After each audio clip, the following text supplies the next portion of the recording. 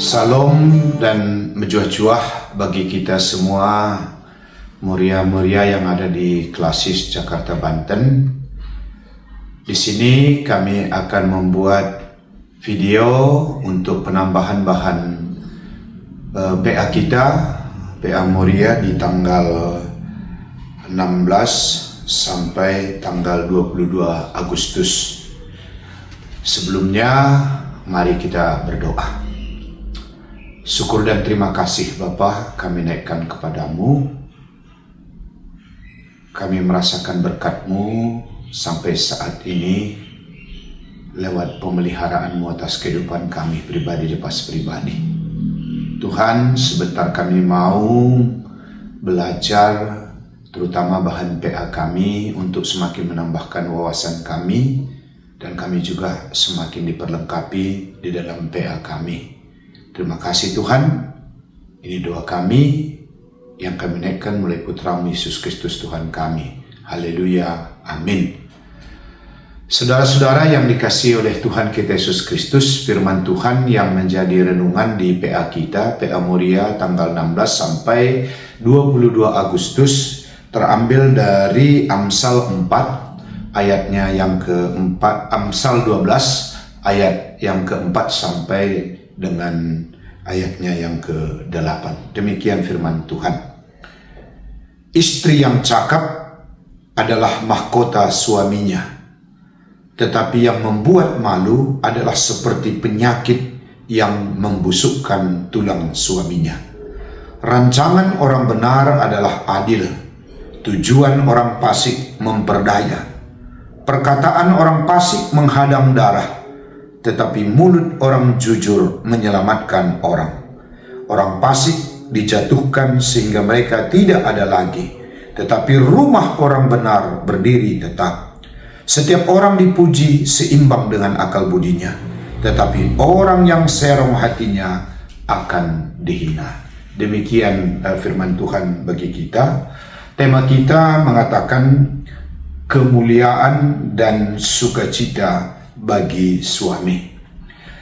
Saudara-saudara, ada seorang jemaat pernah menyaksikan tentang kesimpulannya isi kitab Amsal, ya. Dan dia mengatakan, jika Anda mau sukses, bacalah kitab Amsal, karena di sana bukan mengenai teologi atau dogmatik, tetapi banyak nasihat-nasihat praktis yang mana kita tidak sulit memahaminya. Karena itu katanya, saya membaca kitab Amsal yang kebetulan kitab Amsal ini ada 31 pasal, sehingga satu pasal satu hari sampai akhirnya dalam sebulan itu dia boleh mendapatkan renungan dari kitab Amsal. Dan itulah yang dia saksikan kemudian, bahwa melalui pengajaran nasihat yang ada dalam kitab Amsal yang membuatnya menjadi sukses dalam kehidupannya, menjadi salah satu pengusaha di tengah-tengah bangsa kita ini. Sekali lagi, di mana kitab Amsal ini 31 pasal dan satu hari cukup untuk sebulan. Ya, kita juga mungkin boleh mempraktekkannya. Kitab Amsal adalah kitab yang berisi tentang pengajaran-pengajaran orang yang sukses, ya. Dan tentu dia pasti pernah juga mengalami kegagalan, tapi dia belajar sehingga dia menjadi orang yang sukses, dan pengalamannya itulah yang mau dia ceritakan, dia mau bagikan. Ya, tujuannya untuk membawa orang supaya takut akan Tuhan, sehingga orang menjadi bijaksana. Ya, artinya tahu membedakan mana yang benar, mana yang salah, mana yang diubah, dan mana yang tidak bisa diubah. Ya, itulah yang dikatakan orang yang bijaksana mampu membedakannya. Dan kitab Amsal ini sering juga mengingatkan kepada pendengarnya bahwa bagaimana supaya kita seperti seorang murid yang artinya kita selalu belajar, ya, dan terus belajar, terutama mendengar didikan, ajaran, sebab melalui pengalaman yang kita peroleh, pada akhirnya itu mendatangkan perubahan dalam tingkah laku kita. Ada beberapa nasihat terutama yang menjadi renungan bagi kita di dalam PA kita ini. Yang pertama, dikatakan istri yang cakap adalah mahkota bagi suami. Di dalam teks kita ini, ketika Salomo di mana mengatakan di sini lewat pengajarannya, terutama untuk mengajarkan kepada istri, ya, bagaimana supaya disenangi oleh suami. Dan dikatakan juga sebagaimana tema kita bahwa istri itu adalah kemuliaan dan sukacita, ya, bagi suaminya. Tentu istri yang cakep, istri yang bijaksana, ya. Di dalam rumah tangga, kehadiran istri yang bijak itu sangat diharapkan sekali. Mungkin pengalaman per Amsal inilah yang menyaksikannya, ya, terutama dia sangat menginginkan akan kehadiran seorang istri yang menjadi mahkota suami, ya. Menarik di sini bahwa suami itu sering kita dengar adalah menjadi kepala, ya, di dalam budaya patriark atau waktu yang lalu, di mana terlihat sekali tentang hierarki laki-laki yang sangat dominan. Namun Alkitab di sini justru sangat menghargai di mana peran seorang istri, ya, dengan kata lain mengangkat harkat martabatnya. Walaupun istri itu perempuan, bukan berarti dia itu rendah, ya, sebagaimana yang ada dalam masyarakat atau sosial masyarakat kita dengan istilah tugasnya itu hanya di kasur, di dapur, ya, dan di sumur. Tapi pandangan Alkitab jelas sekali berbeda. Ya, itu terlihat dari perkataan Amsal di mana posisi istri itu adalah mahkota suami.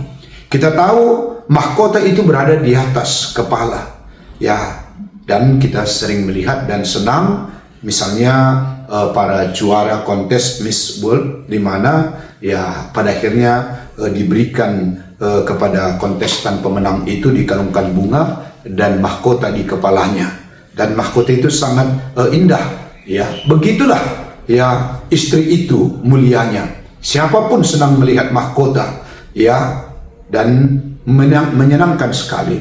Ya, demikianlah kehadiran istri. Oleh karena itu, jangan sesekali menganggap kita rendah, apalagi kalaupun dikatakan suami itu adalah kepala. Kepala, ya, tetap kepala, dan suami menjadi kepala, tapi jangan menganggap dirimu itu sebagai leher, ya, artinya lebih rendah. Ya, kadang istri sendiri juga yang membuatnya menjadi rendah. Tapi firman Tuhan mengatakan engkau adalah mahkota. Mahkota itu berada di atas kepala posisinya. Karena itu jadilah menjadi mahkota bagi suami, yang artinya kehadirannya sangat menyenangkan, terutama di tengah-tengah keluarga. Ya, peran istri itu bukan membuat malu. Terutama dikatakan seperti penyakit yang membusukkan tulang suaminya. Ya, bagaimana tulang itu kuat, tapi itu pun bisa jadi busuk oleh karena suami. Ya, yang menjadi perenungan adalah bagaimana istri itu menjadikan dirinya sebagai kemuliaan suami, ya, terutama dalam kehadirannya sehari-hari, ya, agar ada damai sukacita. Biarlah istri itu hadir, ya, mendatangkan kebahagiaan, kesenangan. Bukan seperti sebaliknya yang dikatakan oleh pernah Bapak Gereja yang mengatakan istriku bagaikan empedu dalam mulutku. Kita tahu empedu itu rasanya tidak enak, pahit, ya. Ya, kita tahu bahwa ada juga ya, kehadiran istri seperti itu.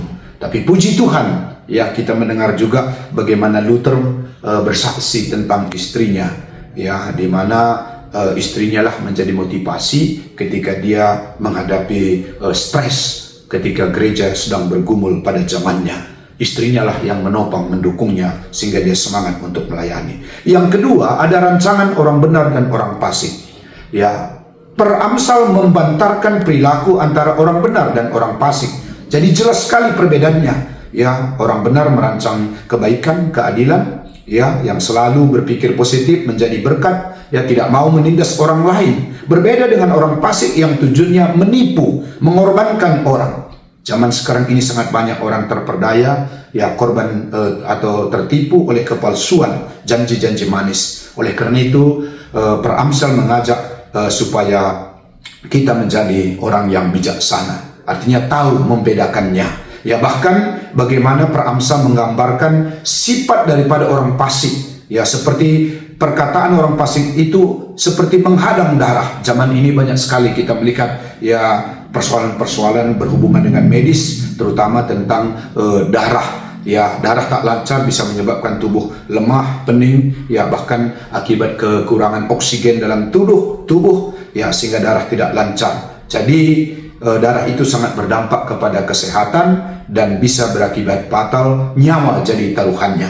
Makanya seperti itulah, ya, digambarkan tentang kehadiran istri.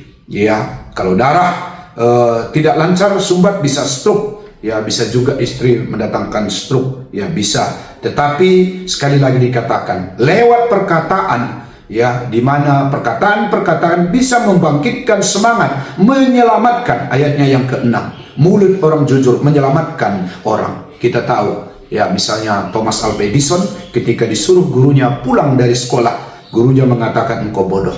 Tapi sampai di rumah ibunya merangkulnya, ya, memeluknya, nakku, kamu itu bukan bodoh, kamu anakku, kamu pintar. Dan perkataan itu menghidupkan, menggerakkan, menyenangkan Thomas Alva Edison, sehingga kita tahu lewat perkataannya itulah menjadikannya seorang yang luar biasa. Ya, demikianlah mulut atau perkataan orang bijak mendatangkan kehidupan. Jadi ini juga menjadi peringatan bagi kita. Jadi sekali lagi, bagaimana kita belajar dari perkataan, pengajaran, nasihat daripada kitab Amsal di sini.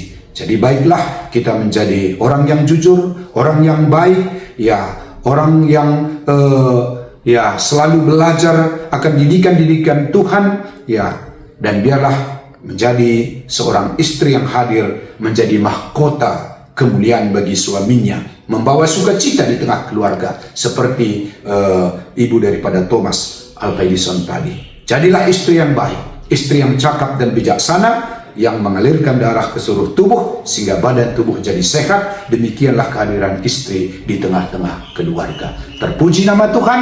Mari kita berdoa.